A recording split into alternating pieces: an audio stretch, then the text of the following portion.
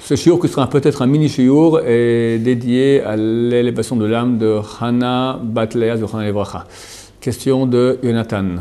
Comment une femme peut rentrer dans la Torah de nos jours? Parce qu'en sachant que pour les hommes, c'est plus facile, il y a beaucoup plus c'est beaucoup plus ouvert. Par exemple, il y a beaucoup de gens qui viennent vous proposer de mettre des tuiles dans la rue, par exemple en France, ou alors vous entendez qu'il y a un shiur Torah ici ailleurs.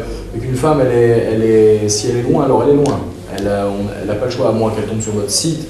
Mais quand elle est loin, une femme, elle peut jamais revenir. Tandis qu'un homme, il a beaucoup plus de... Il est juif, il a une Magen David, les rabbins savent qu'il a une Magen David. Alors on va l'attraper dans la rue, lui mettre faire au moins une mitzvot, il y a un kaddish, il y a un minyan, il y a un truc bien. Bon. Alors comment faire tchouva? Masculin, féminin. Comment faire tchouva? Et toi tu dis c'est plus facile pour les femmes que pour les hommes que pour les femmes. Je ne sais pas. D'un côté oui, parce qu'il y a plus de shiurim, c'est vrai, de cours pour les hommes que pour les femmes. Mais c'est quand on parle de cours déjà plus classiques, donc la Mishnah, la Gemara, l'étude classique. Mais des cours d'abord, comme ça, des cours de vulgarisation de la Torah, des cours de moussard, de pensée juive, je pense qu'il y a autant, non? Pour hommes et femmes, c'est très souvent mixte d'abord. Et d'un autre côté, je pense que c'est plus dur pour un homme de revenir que pour une femme, pour deux raisons. D'abord, la femme, très souvent, elle a un côté spirituel. La femme, elle est très intérieure. D'accord? Rabbi Yossé dit dans la Gemara, Shabbat, page 118, je me souviens bien, il dit « Je n'ai jamais appelé ma femme femme, mais ma maison ». Maison, ça veut dire un foyer, ça veut dire un intérieur. Il m'a appelé sa maison femme? Sa femme, non. Ah, sa femme, il appelle sa maison femme, c'est un problème.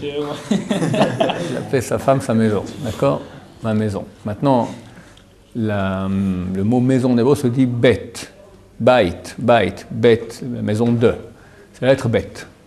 Bet, c'est le préfixe qu'on utilise pour dire dans en hébreu. Dans la maison, ba bait, on met un b avant, ba bait, ba cheder, dans la chambre. Le mot ba, d'accord, ça signifie dans. Ça veut dire bête, ça veut dire un intérieur. La femme, elle est intérieure. Étant intérieure, étant donné que la relation avec Dieu, la spiritualité est une chose qui est intérieure, pas du tout extérieure, elle n'est pas matérielle, elle n'est pas visible, c'est des choses qui sont intérieures. Et étant donné que la femme, elle a d'habitude un intérieur plus développé que l'homme, elle a plus d'intuition, d'accord, elle sent les choses comme moins bien. L'homme, il est plus dans c'est l'intelligence plus carrée, plus rationnelle. La femme, c'est plus intuitive, d'accord? Donc, elle a des choses qui la permettent de plus facilement se rapprocher de Dieu. De plus, l'homme, il a des yetzarim, des pulsions matérielles, on va dire, parlons franchement et crûment, sexuelles, d'accord, ou aussi de gagner de l'argent, d'accord, le pouvoir. L'homme, c'est un taureau, d'accord, il fonce, il veut construire, il veut faire. Donc, très souvent, on lui parle de Torah, il faut arrêter les femmes, déjà, c'est super dur. Maintenant, gagne moins pour essayer plus de Torah, il dit, mais qu'est-ce que je gagne là-dedans? Non, tu gagnes, la Gemara, c'est un texte qui a 2000 ans en araméen, on ne comprend rien, et on parle d'un sujet qui n'a aucun intérêt. Bon, merci. Voilà, c'est pas facile non plus d'accès. Donc je pense qu'il y a plus de femmes qui font tchouva que d'hommes, tu vois. Le vrai problème, et ça tu as raison d'en parler, très souvent dans un couple qui commence à faire tchouva, les deux ont été interpellés, les deux ont été à des cours mixtes par exemple, donc ils ont entendu, ou ils ont vu des cours vidéo, etc. Et ils ont entrepris une démarche de tchouva, de retour aux sources. Mais l'homme après, il insère des cours. Et il va tous les matins, il fait son heure et demie, ou le soir, de moussard, de gemara, etc. Et il avance. Et la femme, elle a, une fois par semaine, elle écoute son cours vidéo, ou elle a son cours de pensée juive, etc. Elle avance, mais 6 ou 7 fois moins vite. Et au bout d'un moment, dans beaucoup de couples, on entend cela, qu'il y a un déséquilibre entre l'homme et la femme. L'homme, bon, il y a des déséquilibres des fois qui sont au contraire, ça arrive aussi.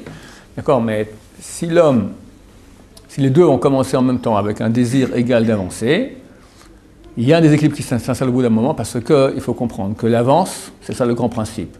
Le carburant, ce qui permet d'avancer, ce qui va fixer la vitesse d'avancer, c'est l'information. Il n'y a pas de plus grand booster, de plus grand motivant que l'information. Quand j'ai compris, je veux agir. Quand je ne comprends pas, je n'ai pas envie d'agir. Donc quelqu'un qui met un cours tous les jours, et il apprend, il grandit en Torah, et il a envie de pratiquer.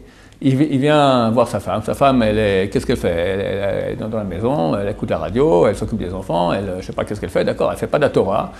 Bon, au bout d'un moment, c'est normal qu'elle n'est pas motivée comme lui. Donc la solution dans ces cas-là, c'est absolument de faire en sorte que la femme ait beaucoup d'informations. Et qu'elle s'informe. Donc il faut qu'elle s'informe. Lire, il y a des lectures. Aujourd'hui, Baruch Hashem, en français, il y a presque toutes les semaines, il y a un nouveau livre qui sort, d'accord? Donc il y a des lectures, il y a des bons livres qui sortent en français. Il y a aujourd'hui Internet, on peut accéder à des milliers de cours, à part le nôtre, sur toutes sortes de sites, d'accord? Des choses plus pointues, moins pointues, tout ce qu'on veut, tous les domaines, d'accord? Et il y a des cours aussi, des cours en live, avec des personnes, des rabbanites, d'accord? Des rabbanites, des femmes qui donnent des cours, des hommes qui donnent des cours mixtes, etc. Ou mixtes, ou co-femmes, d'accord? Donc si on veut vraiment avancer, on peut, mais il faut savoir qu'on avance en fonction de l'information, c'est ça. Donc si on est intéressé maintenant à ce qu'une personne avance, on peut lui dire avance, fais Shabbat, fais Tfilin, ça ne marche pas très bien. Informe-toi. En plus, d'abord c'est extrêmement logique, d'accord. Quand on s'informe, donc on a envie de faire, on comprend, donc on est plus enclin à le faire. Et en plus, on a une parole de Chazal. Chazal, c'est marqué, Chazal dit, Dieu dit, si seulement mon peuple, Am Israël, arrêtait de pratiquer ma Torah, mais au moins l'étudiait. Car la lumière qu'elle contient les ramènerait à pratiquer. La lumière de la Torah, c'est une très grande chose. Donc si on est intéressé maintenant à ce qu'une personne se rapproche, il faut lui enseigner de la Torah. Alors on ne va pas faire de la Gemara aux femmes, d'accord, mais des choses qui sont adaptées. De la pensée juive, du Moussar, du Tanakh, c'est très beau le Tanakh. C'est très beau. Il y a des livres sur le Tanakh, des légendes, des trucs, enfin, compter les légendes, c'est pas compter les légendes, d'accord, c'est les Haggadot, de Chazal, c'est passionnant, passionnant. En Yaakov, ici c'est même traduit en français, c'est toutes les Haggadot du Talmud, d'accord. Donc il y a une femme qui veut étudier, elle peut étudier jusqu'au jour de sa mort non-stop, elle n'aura pas fait tout ce qu'une femme peut étudier. C'est super boostant. Au bout d'un moment, ça devient le contraire, d'accord. Tu as une femme, tu as une femme à la maison, au Hachem. Donc c'est ça qui fait avancer l'étude. Il n'y a pas de meilleur carburant. L'information. Quand on est informé, on a envie d'avancer. Et bien sûr, mêler à cela du moussard. Sans moussard, on peut rester stagnant, que une réflexion cérébrale, mais qui n'amène pas à agir. Pour ça, il faut le moussard. Le moussard, c'est des choses qui me font... j'ai souvent dit, le moussard, ce sont des livres d'admonestation, d'accord, de moralisateurs qui me disent combien j'ai à gagner de faire, combien j'ai à perdre de ne pas faire. Avec des bons exemples, etc. Et c'est forcément, la personne s'aime, donc elle veut réussir, donc ça la motive à agir. Baruch Adonai, le Amen.